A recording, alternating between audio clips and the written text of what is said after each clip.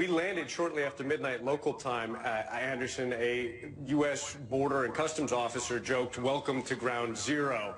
A little bit of gallows humor. I don't know if you can see over my shoulder, but there's a beach here with people frolicking and playing in the water. So there is no panic on the street or clearly on the beaches here.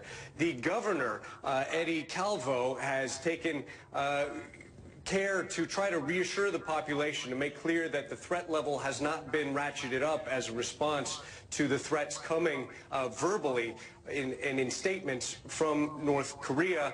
I just spoke with his office, and they said he has been briefed in the last couple of hours about this latest statement coming out of Pyongyang, warning about the possibility of a launch plan of 4 intermediate ballistic missiles that would land some 20 miles off the coast of Guam. No formal response to that yet. When you talk to ordinary people, the reactions are mixed. We saw a bride in a wedding dress in the lobby of our hotel within the last hour, presumably going to a photo shoot. There is some anxiety. One woman said she has some friends and acquaintances who are sleeping with their clothes on at night and gathering bottled water because they're worried. That same woman said, "I put my faith in God, my trust in God. I'm not going to worry about this right now." I mean, Guam is there are no strangers to threats from North Korea. This has happened before in years past. In terms of their overall military preparedness, what's the level?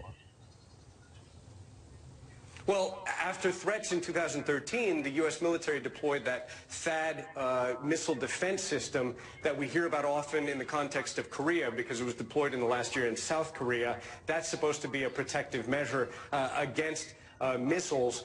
This is an island that one of its main economic activities is the two big military bases here, the Navy base and Andersen Air Force Base. And that's part of what has so frustrated and irritated the North Koreans, the fact that B-1 bombers flew out of here in the last couple of days. They linked up with fighter jets from Japan and South Korea, and they conducted overflights over the Korean peninsula. And Pyongyang singled that out as a reason for why it would want to target Guam. But again, it has been written about in the past by North Korea, which I might add has put out statements. I've seen dozens of statements, I think, where North Korea has threatened to reduce Washington, D.C. to fire and destruction.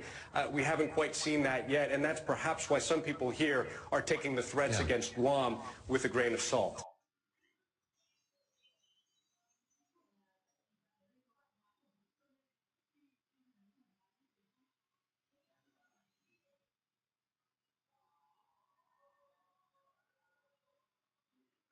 President Trump has been saber-rattling over North Korea for the past week, warning that the United States would respond with fire and fury if provoked. He's been talking about North Korea for decades, and he's actually